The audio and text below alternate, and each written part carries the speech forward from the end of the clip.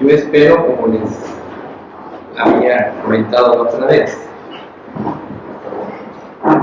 que hayan orado para que el Señor guíe este estudio, para que sea su Espíritu Santo el que abra nuestros corazones y nosotros sepamos que lo que viene es la palabra de Dios y es para cada uno. Nunca pienses en un estudio que lo que se dice es por fulanito o por menganito o por tu vecinito, porque la verdad es que tenemos que apropiar y personalizar la palabra y tratar de anclar a lo que nosotros estamos viviendo, comparar el principio con la forma en que nosotros vivimos. Y esto es lo que nos va a permitir ser transformados. Y si no hay en nosotros voluntad de ello, podemos estar orando ya, habiendo detectado exactamente el área de rebeldía en nuestra vida, donde tenemos que trabajar en oración. ¿Cómo sabemos cuando Dios está tocando nuestro corazón? Muchas veces la primera reacción es el coraje, es el descontento, el desacreditamiento de lo que se está diciendo, porque te pone en evidencia. El cristianismo tiene miles de años de existir, más de 20 centenas de años, y en cada generación vemos que siempre ha habido los mismos problemas. Lo que vamos a ver hoy habla de lo que va a generar una vida que agrade a Dios realmente, el efecto que va a causar en el mundo y en los demás. Entonces, dice así, y también es 2 Timoteo 3, 12 y 13, y también todos los que quieran vivir piadosamente en Cristo Jesús padecerán persecución.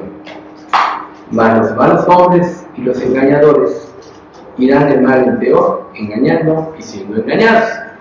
Esto dice la versión 60. La versión NTV dice, es cierto, y todo el que quiera vivir una vida de sumisión a Dios en Cristo Jesús sufrirá persecución, pero los malos y los impostores serán cada vez más fuertes, engañarán a otros y ellos mismos serán engañados. Entonces primero Pablo toca con Timoteo el desafío que va a enfrentar su vida desde el momento que él empiece a servir a Cristo. Y le advierte que quienes quieren obedecer a Dios van a tener que pasar por la misma senda que pasó el Señor Jesucristo. El Señor Jesucristo decía, si en el árbol, en la raíz hacen esto, ¿qué no harán en las ramas? El Sermón del Monte dice precisamente que todas las personas que viven que han vivido de esta manera, pues van a ser perseguidos, van a ser afrentados. ¿Por qué? Porque el Evangelio siempre causa reacción. Si no causara reacción, querría decir que el Evangelio estaría de acuerdo con el sistema de pensamiento en el mundo. Pero la palabra de Dios y la vida cristiana está basada en convicciones. ¿Y qué es lo que hace una convicción? Hace que modifiquemos nuestra vida. Por ejemplo, una persona que esté plenamente convencida de que fumar le hace daño, puede generar una convicción que la lleve a dejar de fumar. Yo fumé antes, y cuando mi esposa se embarazó de Denise, yo me puse a pensar, el fumador pasivo es el que recibe más daño. Entonces, tuve una convicción de ya no fumar, y en ese entonces pues me salí otra vez a correr, y antes corría mucho, etc. Y esa convicción generó que yo cambiara mi mente. Entonces ya para mí ya no fue un problema porque esa convicción cambió mi mente. Pero si una persona piensa que no le hace tanto daño, no le hace daño, pues no va a cambiar su mente. Entonces, la firmeza de nuestras convicciones se mide en cuánto estemos dispuestos a sufrir por ellas.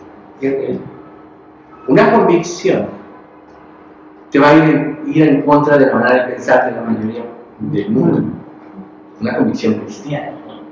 ¿Por qué? Porque Jesús dijo, el mundo entero está bajo el maligno, y no améis al mundo ni las cosas que están en el mundo. Y luego concluye, si alguno ama al mundo, el amor del Padre no está en él, ¿verdad?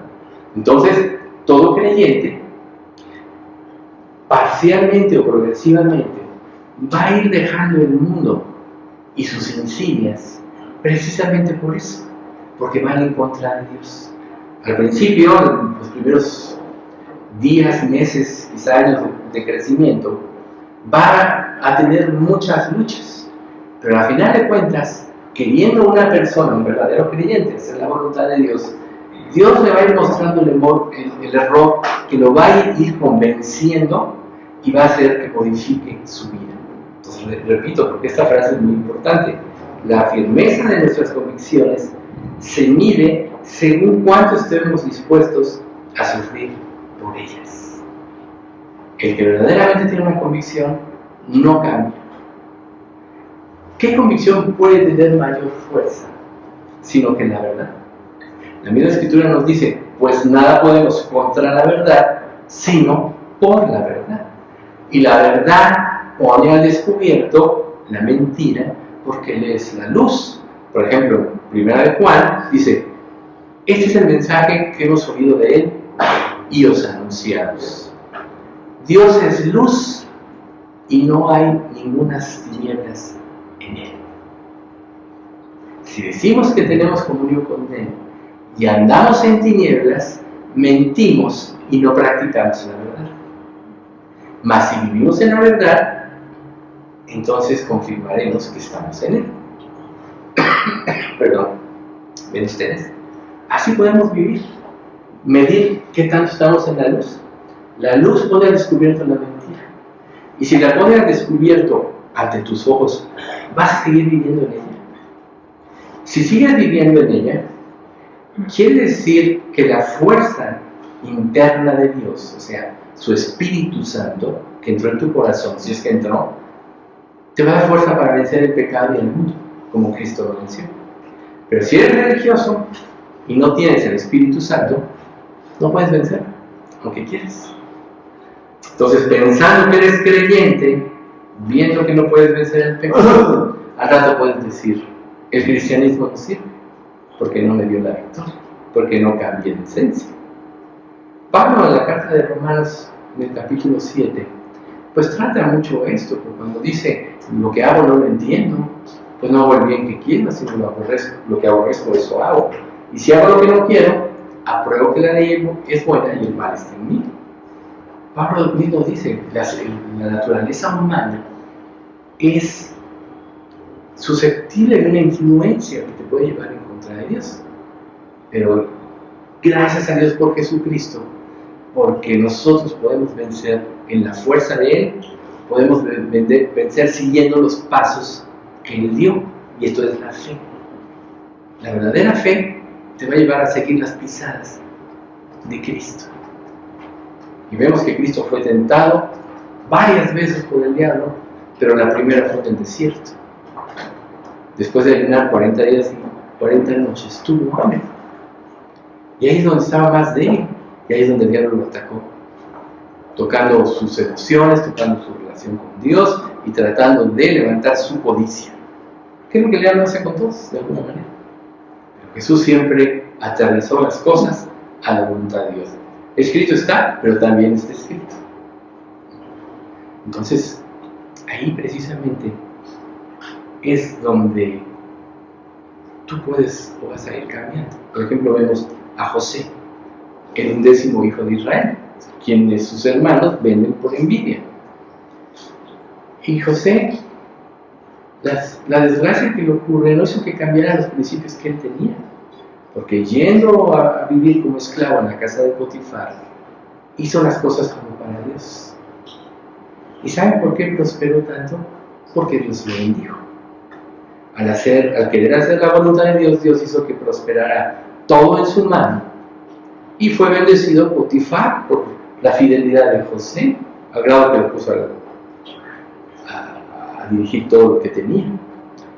Pero viene la tentación Y es precisamente donde él se sostiene firme en su fe. Y aún tenía una convicción. Y esa convicción, sostenerla, lo llevó a la cárcel. Peor que ser esclavo, ser ya prácticamente el gobernador de todos los bienes del capitán de la guardia, que eran muchos. O sea, el capitán de la guardia del faraón. Va a la cárcel. Y no por eso se sintió que caía en desgracia. No cambió su actitud. Al contrario, siguió viviendo esa vida de convicción. Lo que hagas, hazlo como para el Señor y no para los hombres. E inmediatamente Dios prosperó todo en sus manos. Al grado que pasó lo mismo, el carcelero puso todas las cosas en las manos de José. Llegado el tiempo en el que Dios, para lo cual Dios estaba preparando a José, que adivina los sueños, al copero y al panadero, y luego se olvidan de él por 2 años, bueno, el copero cuando menos, el otro murió. Cuando se viene la verdadera prueba, la verdadera crisis, lo llama a Faraón y dicen, me dicen que tú adivinas los sueños. Y tengo un sueño que nadie puede adivinar. ¿Y qué le responde José? No está en mí. Le dio la gloria a Dios, fíjense. Está en Dios la revelación de todos los sueños. Pero cuéntame tu sueño. Entonces, le da el sueño, se lo interpreta correctamente, le dice qué hacer. Y el faraón dice, ¿acaso encontraremos más sabiduría que en este hombre? Por tanto, lo hace gobernador.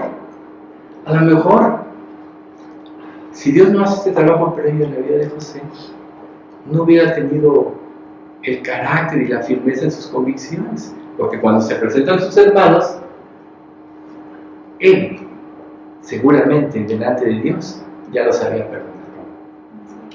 Si no los hubiera mandado a matar, qué fácil, ellos me quisieron matar, ahora yo me vengo, tengo el poder en mi mano y los hubiera matado. ¿Pero qué? ¿Qué hizo? Los confrontó a su pecado. Y lo hizo también porque estaba guiado por Dios. ¿Ven ustedes? Qué importante. Entonces, no se sorprender que las personas malentiendan, critiguen o traten de hacernos daño a causa de la fe que sustentamos. Porque la fe pone en evidencia la maldad del mundo. Creer en Dios implica pureza y santidad.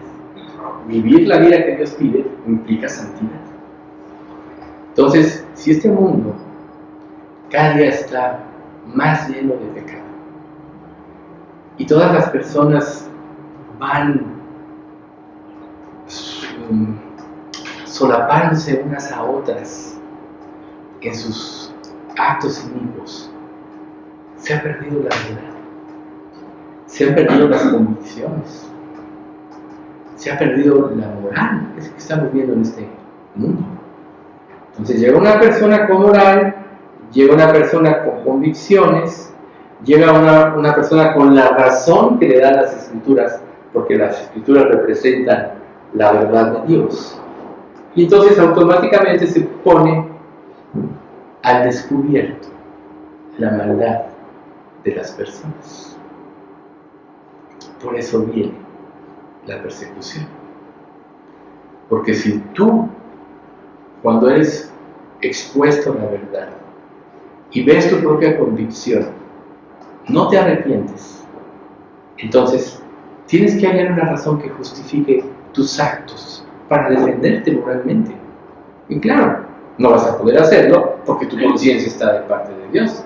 Y tu conciencia te está acusando porque tu conciencia está de parte de la palabra de Dios, está conformada conforme a la palabra de Dios, conforme a los 10 mandamientos. Entonces, no hay una razón. Entonces, ¿qué te queda? La agresión.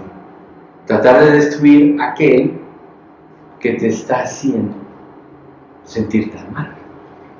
Por eso viene la persecución. Y entonces, pues lógico, dentro de la justificación que ellos pretenden hacer, vienen todas las contradicciones. ¿Recuerdan ustedes cuando querían condenar a Jesús? Llama el sumo sacerdote a testigos, falsos testigos, que testificaron de algo lo cual podrían condenar a Jesús, y se contradecían todos.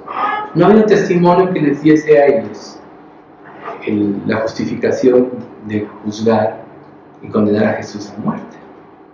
Hasta que ya desesperado, le dice el sumo sacerdote: conjuro delante del Dios viviente que nos diga si eres el Mesías o no.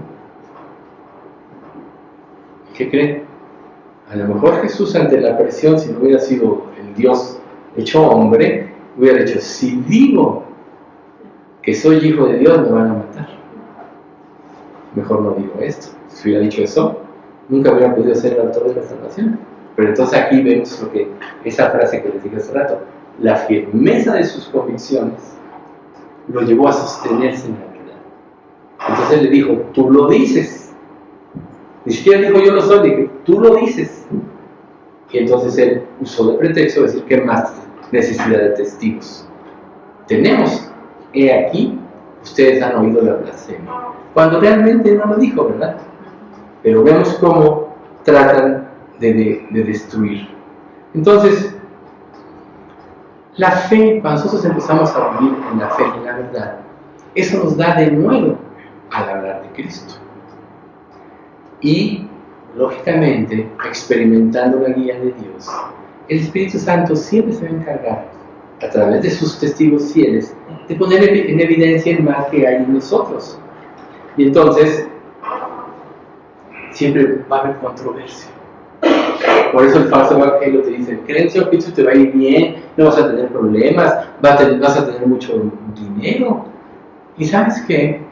Pues la mayoría de la gente lo acepta esto, pues porque piensan egoístamente. Entonces una persona que dice que se convierte ante una declaración de este tipo falsa, pues tiene una falsa conversión. Pero aquí la Biblia nos dice otra cosa: el que quiera vivir piadosamente en Cristo Jesús padecerá persecución. ¿Y quieres saber el mayor efecto de eso? Léete el capítulo 11 del libro de Hebreos. Ahí está la historia de todos los hombres fieles de Dios. Entonces, muchas personas no testifican por miedo a la persecución. Y Jesús claramente dijo: cualquiera que me confiese delante de los hombres, yo le confesaré delante de mi Padre que está en los cielos.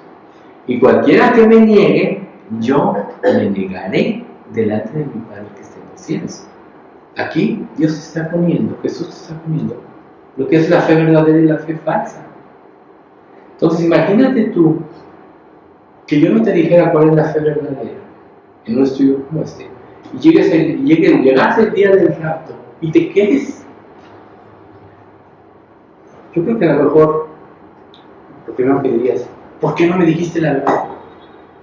Muchos pastores se van a quedar porque no dicen la verdad, porque tienen motivaciones diferentes. Pero el fiel pastor siempre te va a enfrentar porque va a decir las cosas de Dios. No que de él haya algo, va a decir lo que dice la palabra de Dios. Entonces, ¿qué tan fuertes están tus convicciones? ¿Qué tanto estás dispuesto a luchar contra la injusticia y la incredulidad? A soportar los ataques que vengan, si eres fiel. ¿Qué tanto estás dispuesto? Y Jesús te lo advierte en la Escritura: el que quiera salvar su vida, la perderá. Pero el que pierda su vida por causa de mí y del Evangelio, este la hallará. Entonces, si tú te quieres escapar, no hablas por eso, entonces no eres un fiel testigo de Cristo. ¿Por qué?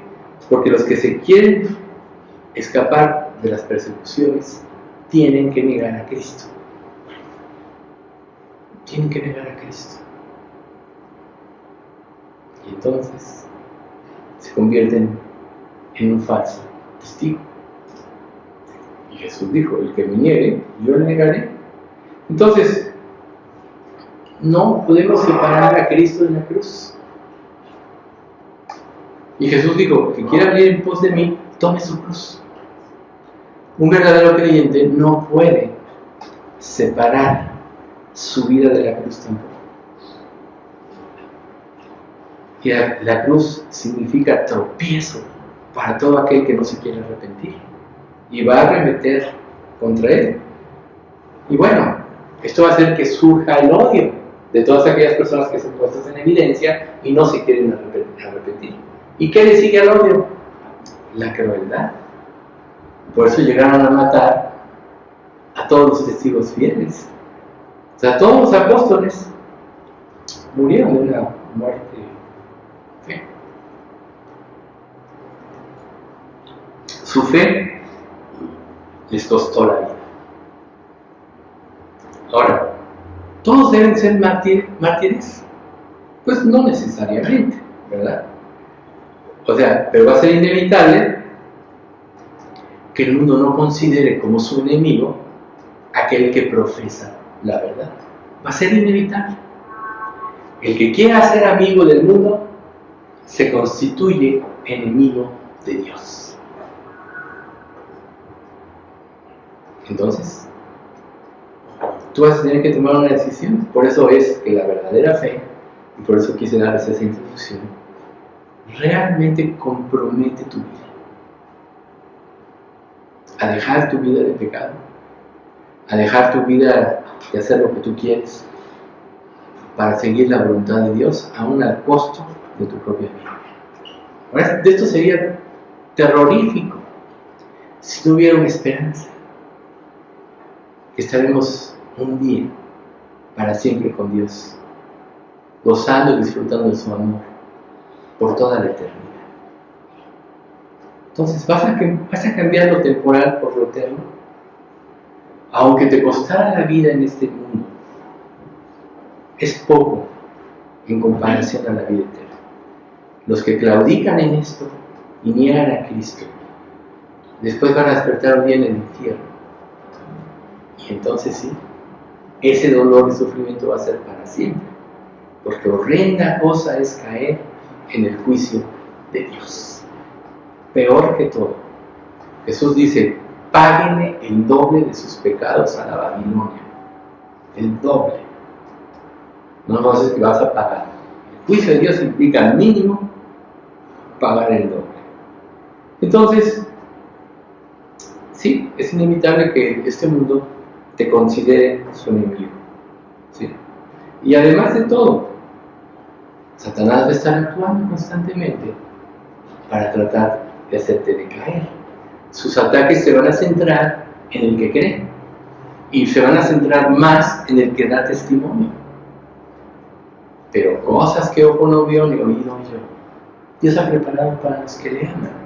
Esto quiere decir que Dios nos hará salir de todo ese tipo de circunstancias adversas en forma victoriosa. Porque Cristo venció. Satanás pensaba que lo había derrotado, pero Cristo venció. ¿Y cuál fue el fruto de ello? Jesús mismo lo dijo: de cierto os digo que si el grano de trigo no cae en la tierra y muere, queda solo. Pero si muere, lleva mucho fruto. ¿Quieres no morir? No vas a dar testimonio. Vas a tener que negar a Cristo. Entonces no eres verdadero creyente. Ser verdadero creyente significa ir hasta la muerte si es necesario. Pero esto te va a llevar a dar testimonio. Porque entonces no te va a interesar que se burlen de ti, que hablen mal de ti. De la otra iglesia, muchos sabían la verdad, pero ¿sabes por qué no se salieron? Por temor a las críticas. Después de oír las críticas que se hacían sobre los que nos separamos y se siguen haciendo. Pero la verdad, quien quiera hacer la voluntad de Dios, ¿qué importa lo que el mundo diga? Si Dios es por nosotros, ¿quién contra nosotros? Esas son las promesas. Esas son las que causan las convicciones que nos llevan a negarnos a nosotros mismos. Y entonces vemos, por ejemplo, que Satanás tienta en el desierto a Jesucristo, luego con Pedro después de la transfiguración, que dice que él les empieza a decir que va a ser crucificado, y Pedro dice: no, de ninguna manera te acontezca esto. Pero Jesús vio la influencia detrás de Satanás tras la debilidad de Pedro, por eso le dice: quítate delante de mí, Satanás. Imagínense lo que sintió Pedro, ¿no? Un cubetazo de agua fría, ¿no? Después de ser el que lo declara como el Mesías, después de empezar a aconsejarle. Esa es una fe que no estaba perfeccionada. pero Dios sí perfeccionó después, ¿verdad? Que vemos que tuvo un testimonio verdadero. Todavía Pablo tuvo que aprenderlo. Sin embargo, aprendió, ¿no? Entonces, el verdadero creyente va a mantener celo por Dios. ¿Y qué significa ser celo de Dios? Que las cosas de Dios es lo más importante en su vida y requieren de honra. Y no va a permitir nada que pueda causar deshonra o descrédito al Señor Jesucristo. Entonces la pregunta es, ¿así amas a Dios verdaderamente? ¿Vives para honrarlo? ¿Estás dispuesto a negar aquellas áreas de tu vida que pueden poner en entredicho la victoria de Cristo en la cruz? ¿O prefieres seguir viviendo en tu comodidad y negar a Cristo? Entonces, no vas a tener persecución porque eres un falso testigo. Pero si tú vas en contra del mal y en contra de los malvados, se va a encender la ira de ellos en contra de ti y van a arremeter contra ti. Y mientras más fuerte sea el testimonio, peor va a ser. Y los enemigos del hombre serán los de su propia casa. Porque en nuestra propia casa es donde nosotros somos más conocidos. Todas las áreas de nuestra vida son conocidas por nuestros familiares. Y cuando viene Cristo y empiezas a vivir en santidad, pones en evidencia el pecado de ellos. Pero ellos se van a justificar mucho por lo que tú fuiste antes de Cristo. Y va a ser muy difícil. Por eso no hay profeta sin honra, sino en su propia casa. Sin embargo, es ahí donde es nuestro primer campo misionero. Cuando Jesús libera al endemoniado gadareno, quiere seguirlo, era lógico, lo liberó de una legión de demonios, ¿verdad? Y Jesús no se lo permitió. Dijo, vete a tu casa, a los tuyos, y cuéntales cuán grandes cosas ha hecho el Señor contigo y cómo ha tenido misericordia de ti. ¿Y qué hizo este hombre? Entendió que no era su ministerio ser uno de los 12 apóstoles, sino que era ir a testificar a su pueblo. Y fue a hacerlo. Por otro lado, vemos a personas como el joven rico, quien, Señor, ¿qué tengo que hacer para ir al cielo? Guarda los mandamientos. ¿Cuáles? No robes, no codicies, no mates. Señor, todo eso lo he guardado desde mi juventud. Y Jesús, que conoce la mente y el corazón, vio dónde estaba su problema. Sí, pero una cosa te falta. ¿Qué? Vende todo lo que tienes y dalo a los pobres. Y sígueme y toma la cruz. ¿Y qué pasó con este joven rico? Se fue decepcionado. ¿Estás dispuesto a dar lo que Dios te pida? ¿Estás dispuesto a darlo todo por Dios? Si no, no tienes una verdadera convicción. Y es lógico pensar esto. Si Él lo dio todo por ti, y gracias a eso te salvó, ¿no es lógico que tú des todo por Él? ¿Ya siendo salvo? Claro que sí. Entonces, sí, cuando tomes decisiones en favor de Dios, sabe que puede ser que enfrentes críticas y muchas cosas, pero también eso te va a afirmar a ti en la fe. Si tú estás tomando decisiones a favor de Dios, estás viviendo por ellas, va a ser una evidencia de que has creído. Si lo más importante para tu vida es conocer y hacer la voluntad de Dios, va a ser una evidencia de que has creído. Si sales de aquí y haces lo que quieres, y vuelves a tu vida cotidiana de mezclarte con el mundo y las cosas, eso va a ser una evidencia de que Dios no está actuando en tu vida. Porque la palabra de Dios produce convicciones para cambiar, no para que nada más las tengas mentalmente y acabes como los fariseos. Conocían la ley, pero no la seguían, ¿sí? Entonces, fíjense, qué interesante concepto. Cuando una iglesia se mueve en este mundo con tranquilidad, sin que nadie la moleste, debe de meditar con detenimiento el contenido del Evangelio que proclama. Si como iglesia no estamos causando una convicción al mundo externo, tenemos que pensar qué está mal en nosotros. Yo veo, y lo hemos comentado últimamente, que Dios ha traído cambios para probarnos a todos, para refinarnos. Dios no nos quiere hacer un mal con todas estas pruebas, sino quiere que nos disciplinemos en obediencia, en respeto hacia los demás, respeto al lugar donde venimos. Eso es lo que Dios quiere, que no hacíamos. Porque ¿por qué Dios te iba a traer una prueba de lo cual ya tienes victoria? Las pruebas vienen sobre las áreas que tú no tienes victoria, para darte a conocer esa área de debilidad. Entonces yo espero que de esta todos salgamos bien, pero si no salimos bien, tenemos que ponernos a pensar, ¿no?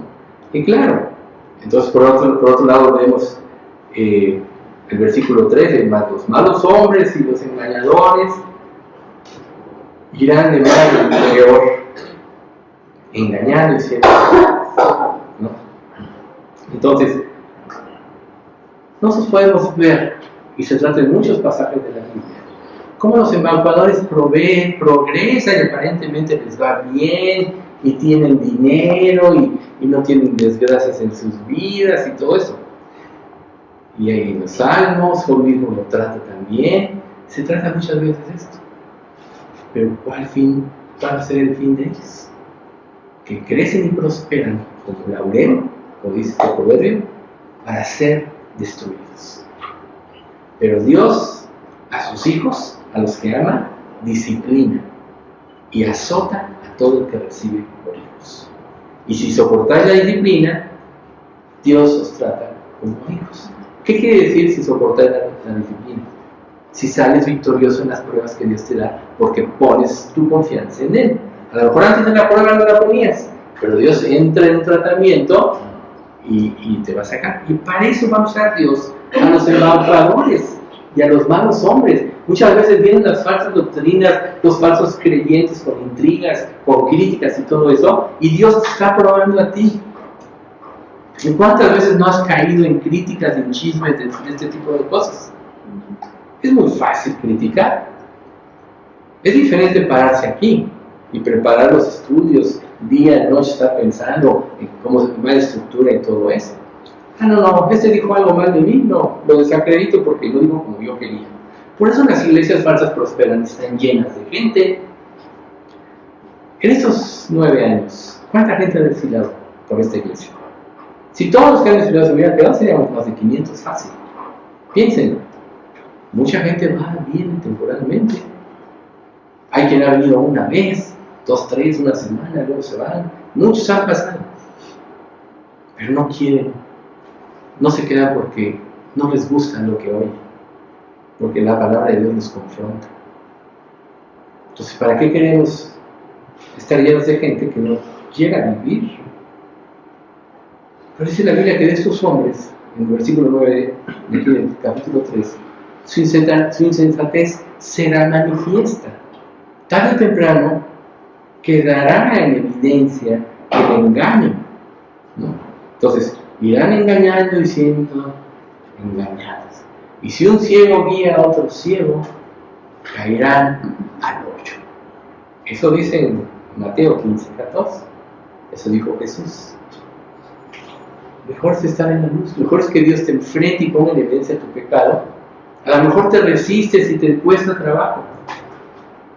¿Cuánto tuvieron que experimentar los 11 hermanos, los 10 hermanos de José, porque Benjamín ahí pues no tuvo parte? ¿Cuánto tuvieron que experimentar de culpa durante los años que José estuvo vendido como esclavo? Y luego en la cárcel, y luego ya cuando era gobernador de Egipto, que ellos ni sabían, no supieron que había sido de él. Y la prueba que tenían en la punta del cerebro, en la punta de la boca, esta culpa, es que cuando José los escarnece, que ellos no sabían que era José, lo primero que dicen, que él sí entendía, esto nos pasa por lo que le hicimos a nuestro hermano. Vivieron con esa culpa. Pero vemos cómo al tiempo, y por qué José fue sabio, todos llegaron a un arrepentimiento. Más Judá. Quizá por eso Dios por ahí trajo la vida del Mesías, de esta tribu, de Judá. Pero Dios nos va a enfrentar, pero para que salgamos del vicio y del error, de los vicios de pensamiento de los cuales estamos cayendo. ¿Cuál es la característica de un vicio? Eres esclavo del vicio. Caes y caes y caes y caes y lo quieres dejar y no puedes porque eres esclavo. Entonces Dios nos trae las pruebas para que salgamos de esto. Y no es grato luchar contra un vicio. No es grato, porque eres esclavo. Pero las pruebas que Dios trae es para sacarnos del error y para sacarnos de ese tipo de vida. ¿Sí puede ser doloroso en el momento? Claro que sí. Pero cuando eres liberado, te lo dice en la Escritura. 1 Juan 4:18. Es verdad que al presente ninguna disciplina parece ser causa de gozo, sino de tristeza, pero después da fruto apacible de justicia a los que en ella han sido ejercitados. Quiere decir que en el momento de la prueba Dios está purificando y limpiando y puede usar y va a usar a los inicuos, a los malos hombres, a los engañadores, porque está probando tu espíritu. Pero para que tú te afirmes en la verdad. Si tú no te afirmas en la verdad, quiere decir que la verdad no existía en ti. Entonces en la prueba vas a salir reprobado. Y si vas a salir reprobado, quizá también sea una bendición de Dios para que te des cuenta que realmente no eres salvo. ¿Quién puede saber si realmente es salvo o no? Dios te lo tiene que mostrar. Pero ahorita nosotros estamos diciendo evidencias de lo que significa ser salvo. Y yo les digo una cosa, considérenlo con detenimiento. Porque si no son, arriesgan mucho. Y el dolor que ahorita quieren, del cual se quieren escapar, lo van a pagar en la tribulación. Recuerden, la tribulación es un infierno, un infiernito que Dios trae a la tierra para que la gente se convierta y escape del infierno eterno. Ahí en la tribulación hay oportunidad de convertirse, pero ahí convertirse te va a costar la vida, tormento y muchas cosas. Pero si tú aún así no te conviertes, entonces vas a experimentar eternamente y sin vuelta para atrás el infierno y el castigo eterno, que es mucho peor. O sea que la tribulación es un acto de amor de Dios hacia la humanidad, donde Dios va a probar. Y va a haber muchos convertidos, claro que sí. Más que en todas las épocas, sí. Pero con dolor y sufrimiento. Ahorita estamos en la época más dulce. Dios te dice, buscad a Jehová mientras puede ser hallado. Llamadle en tanto que está cercano. Deja limpio su camino y el hombre inicuo sus pensamientos. Y vuélvase a Jehová, el cual tendrá de él misericordia, y a Dios nuestro, el cual será amplio en perdonar. Eso es lo que Dios está diciendo ahorita. Créeme y te voy a liberar. Nada más así. Entonces Dios usará a estos hombres moralmente malos y activos en maldad, que quizá te escarnezcan y te estén atacando día con día para afectar la pureza del Evangelio en el que vives, para que cedas en tus convicciones. Quizá te dé amigos que no quieran vivir para Cristo y por no perder esas amistades, niegues a Cristo. ¿Crees que es lógico eso? Negar a Cristo por no perder un amigo. El amigo que te lleva a no vivir para Cristo, ese es un enemigo. Es amigo pero del diablo. Es alguien que Dios está usando para probar, para ver si tu fe es verdadera. Pues tienes que morir a esos, ¿verdad? Porque estos resisten a la verdad y además resisten y ponen en evidencia sus pasiones y quieren llevarte a que tú vivas como ellos para sentir menos culpa, ¿no? Con cuestiones como todos lo hacen, vamos a mentir, no, la Biblia dice una mentira, todos mienten, ¿no? Oye, el matrimonio hay que casarse, ya no se casan, ya todos viven juntos. Todos lo hacen. Es verdad que la mayoría de la gente lo hace. Se ha ido perdiendo el sentido verdadero del matrimonio, porque el diablo lo que quiere destruir es el matrimonio, porque el matrimonio es la fuerza de la iglesia. Por eso en las iglesias falsas se han contaminado en esto. No sería por la homosexualidad. Entonces, no pienses que los malvados van a tomar la iniciativa para cambiar. Ellos son esclavos del pecado y no pueden cambiar, a menos que se arrepintieran. Entonces, ¿qué pasa si tú te presentas con la verdad? A lo mejor no les vas a caer bien, pero quizá más adelante ellos sepan dónde está la verdad.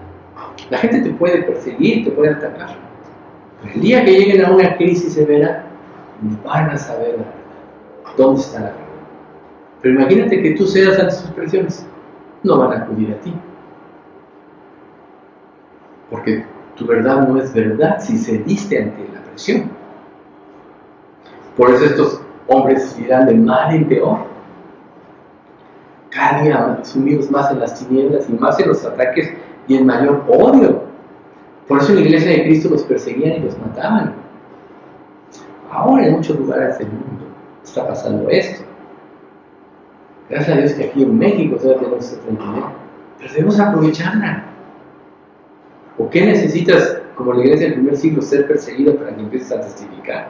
Como lo que se dio cuando la persecución de motivo de la muerte de Esteban.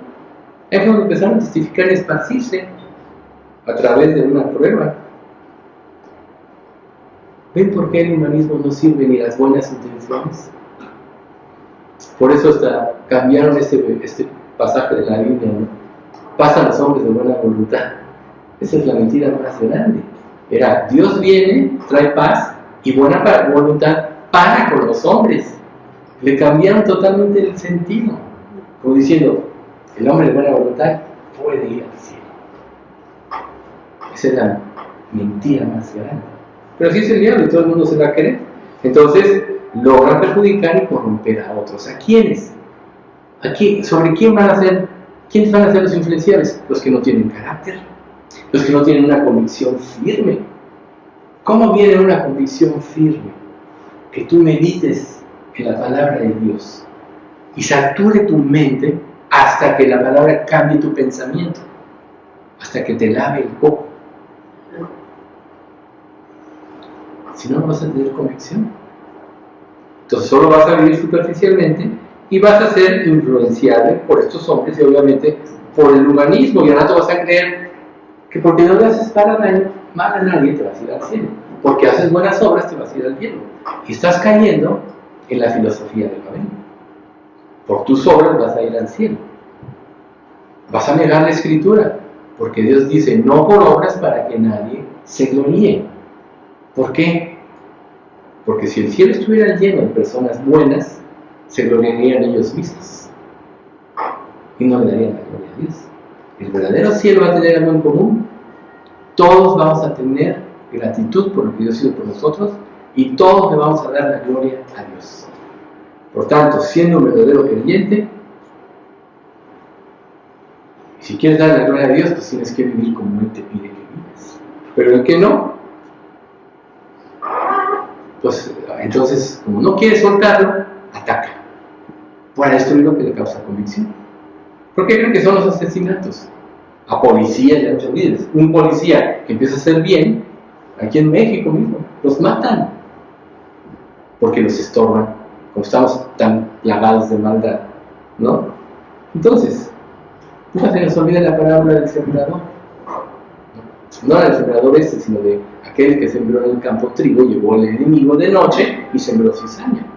El diablo siempre va a estar tratando de sembrar cizaña a nuestro alrededor.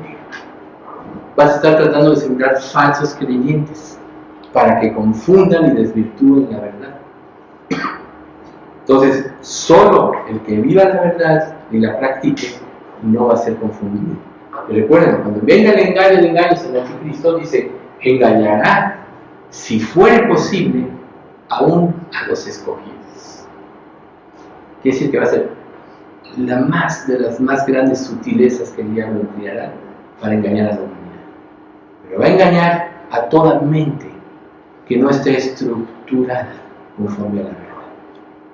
Imagínense ustedes que, como dicen algunos, no viniera realmente el rapto y hasta el final de la tribulación Cristo viene por su iglesia. Nos quedáramos aquí.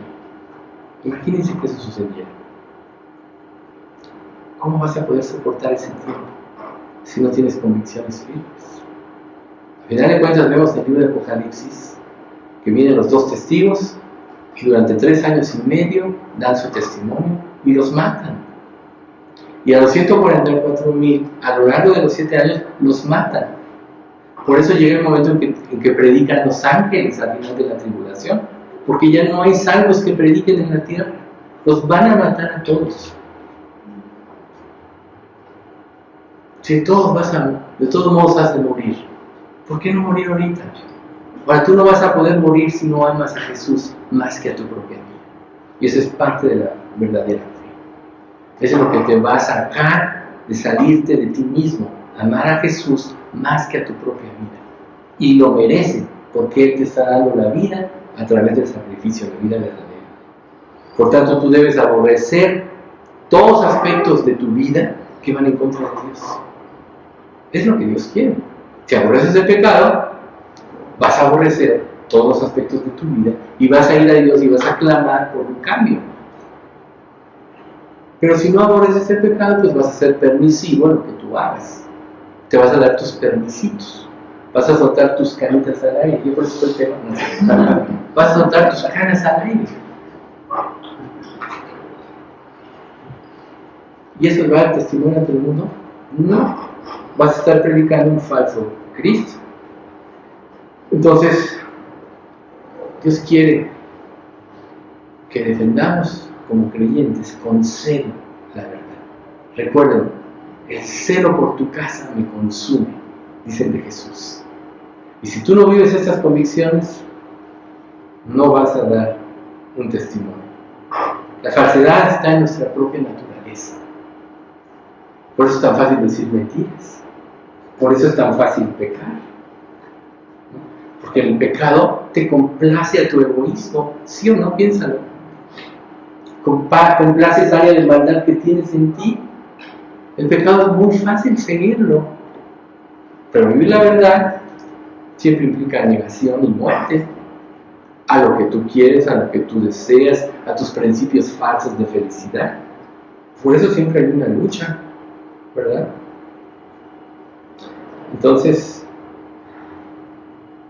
Jesús, cuando se refirió a todos esos líderes religiosos falsos, dijo: ¿qué aflicción les espera? ¿Sí? Y aquí hay un pasaje que de Jesús habló para concluir, del que Jesús habló precisamente de las 7 aflicciones que le esperan a todo falso maestro.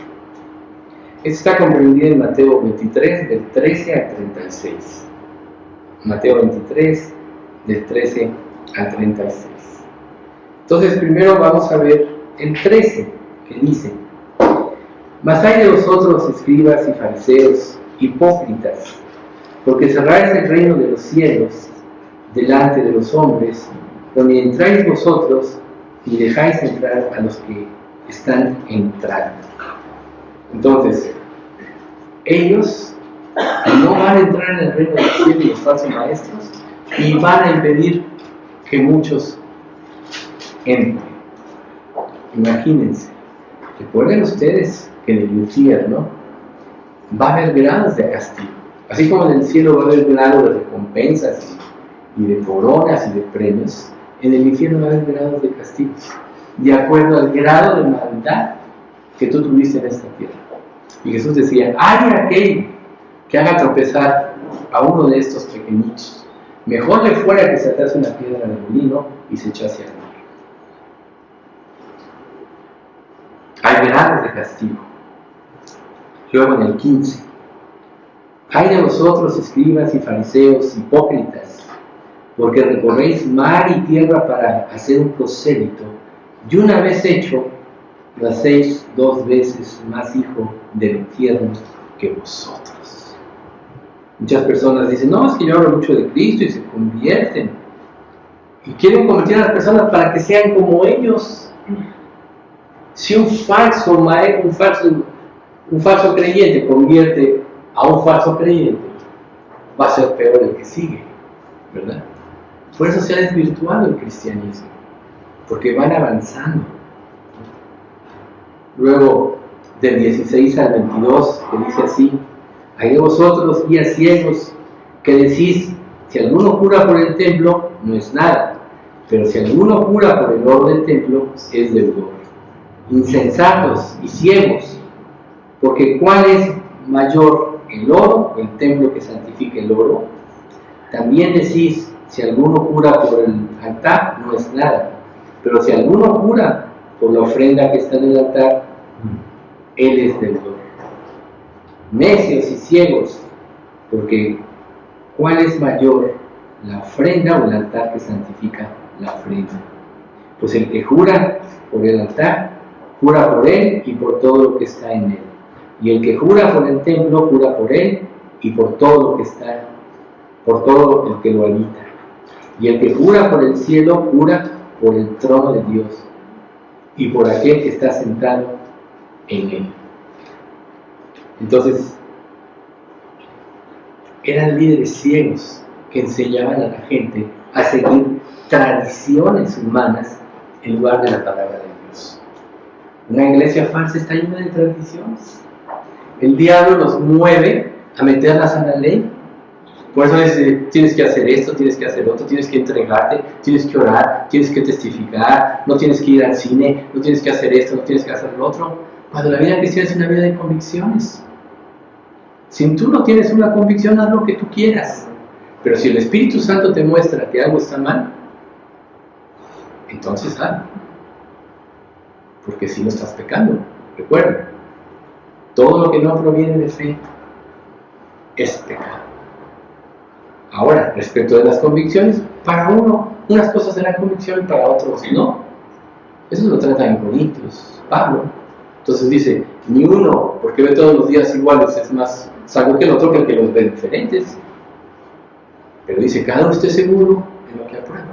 Si tú apruebas algo, lo cual no tienes mala conciencia, eres libre del pecado.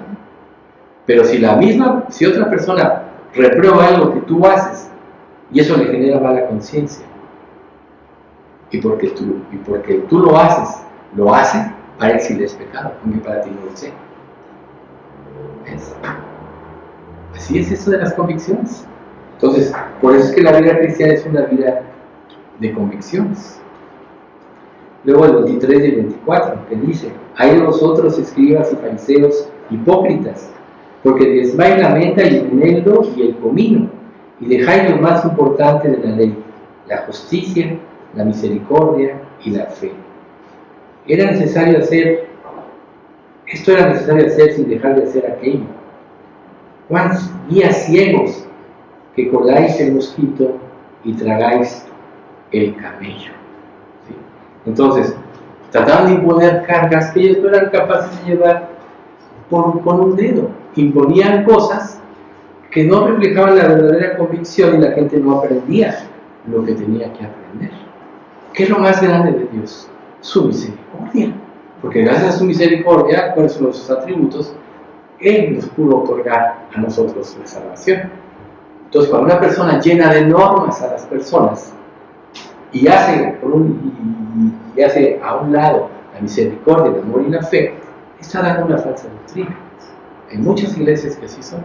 Están llenas de prohibiciones y ser Espíritu Santo. Están llenas de obras y de proyectos de hombres y no de Dios. A lo mejor algún día te has sentido culpable porque dices, oye, proyectos, todos tienen proyectos. Es que, ¿cómo vamos a tener proyectos si no estamos primero viviendo para Dios? Serán proyectos falsos. Pero si todos vivimos para Dios, vamos a poder hacer proyectos para la vida. Eso es precisamente lo que Dios quiere, no como estos hombres, ¿no?, que pasaron por alto lo más importante. Luego el 25 y 26, que dice: hay de vosotros, escribas y fariseos, hipócritas, porque limpiándolo de fuera del vaso y del plato, pero por dentro están llenos de robo y de injusticia.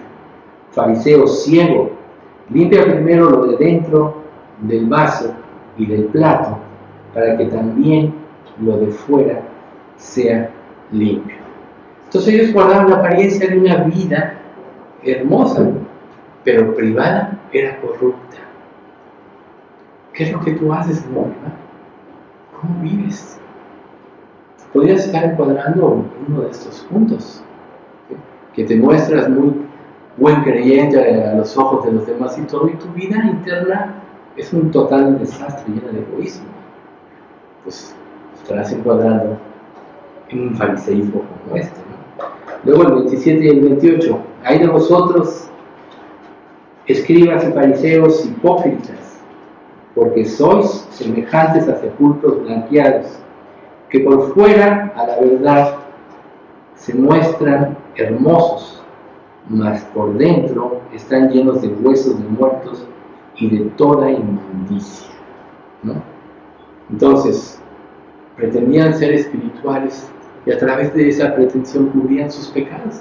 En lugar de ir a arrepentirse con Dios, solo tapaban con una cartulita, con una apariencia de piedad.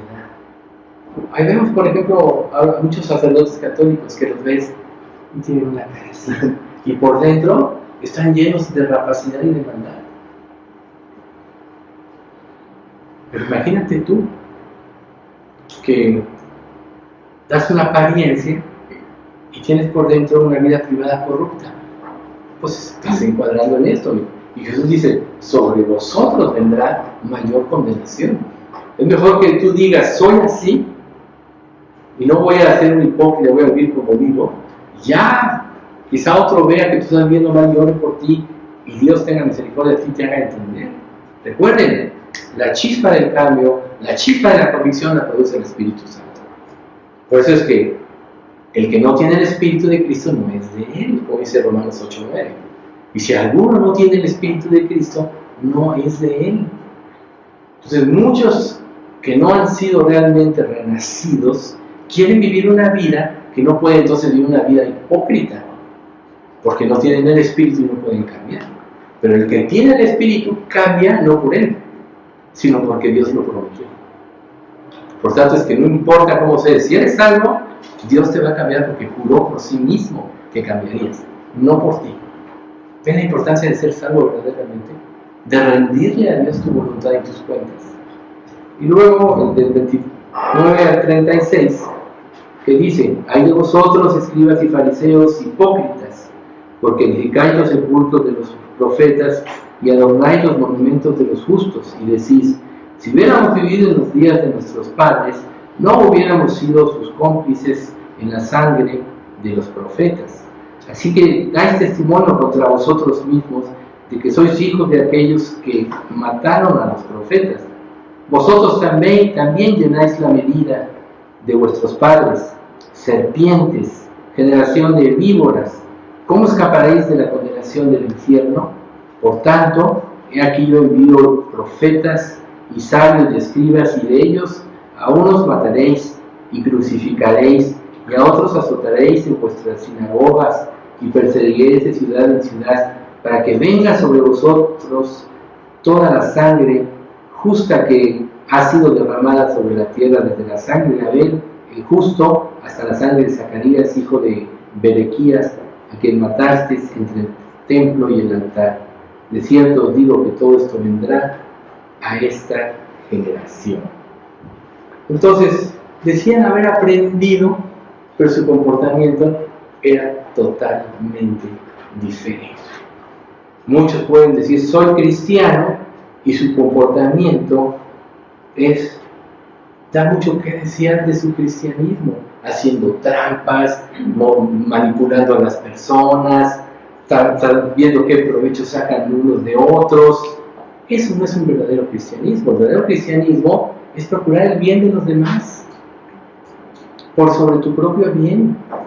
El que ama a padre o a madre más que a mí no es digno de mí. El que ama a hijo o a hija más que a mí no es digno de mí. Y todo el que no aborrece su vida y toma su cruz en pos de sí no es digno de mí. ¿Eres digno? ¿Estás amando a Dios más que a todo? Porque si lo amas de esa manera, tu vida tiene que ser recta. Tu relación con los demás tiene que ser recta, sin abusos de nadie. ¿Y cuántas veces no nos acercamos pensando maliciosamente, abusando, ¿no? Entonces, no nos enfoquemos tanto en practicar una vida de religión. Dejemos que Dios produzca esa vida, glorificándolo y haciendo bien en todas las cosas que Dios nos guíe, amando a nuestro prójimo como a nosotros mismos, considerando a los demás como superiores a nosotros mismos y honrando y glorificando a Dios sobre todo lo que hagamos. Bendito Padre, cuánto te agradecemos por esta reunión, cuánto te agradecemos, Padre, por la guía de tu Santo Espíritu. Realmente, Señor, la obra es tuya, tú eres el que convence, tú eres el que das la vida, el que da los frutos, el que da la salvación, el que da las obras para que andemos en ella, el que da los dones para que te sirvamos. Reconocemos, Padre, que por ti, de ti y para ti son todas las cosas. Así que te pedimos, Padre, que siempre seas tú el Rey de nuestra iglesia, el Rey de nuestros corazones, y que nosotros podamos vivir para glorificarte en todo lo que hagamos. Enséñanos, Padre, a verte a través de cada circunstancia de nuestra vida, por más simple que sea, para que teniéndote presente en nuestra vida, podamos nosotros discernir correctamente tu voluntad. Padre, guarda a los que no vinieron, crea un compromiso en todos los que tú quieres que estén aquí y danos amor los unos por los otros, producto del amor que apropiamos de ti. Guárdanos, Padre, de todo mal también, en nombre de Cristo Jesús. Amén.